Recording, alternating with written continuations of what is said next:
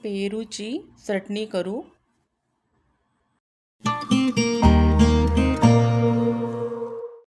नमस्कार मंडळी, welcome to निराली माय चॅनल। 2 पेरू घेतलेत, खूप पिकलेलेही नाहीत आणि कच्चेही नाहीत असे हे पेरू स्वच्छ धुवून आणि पुसून घेतलेले आहेत। ते मी आता कट करून घेते। तर मागचा आणि पुढचा भाग पेरूचा कापून झाल्यानंतर मधोमध पेरू कापून त्याच्या अशा फोडी करून घेतलेल्या आहेत आणि अशा प्रत्येक फोडीमधल्या बिया मी काढून घेते आहे। त्यामुळे दाताखाली येऊन खाताना बियांचा त्रास होणार नाही।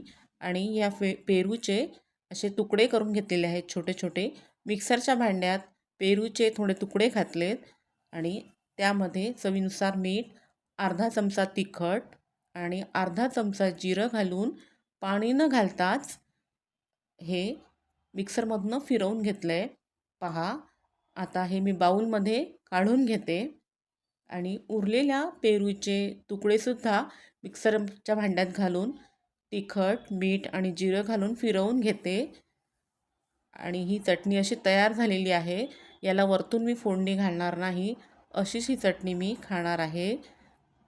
या दिवसात पेरू मिळतात तर अशी चटणी खूप छान लागते। आपणही करून बघा।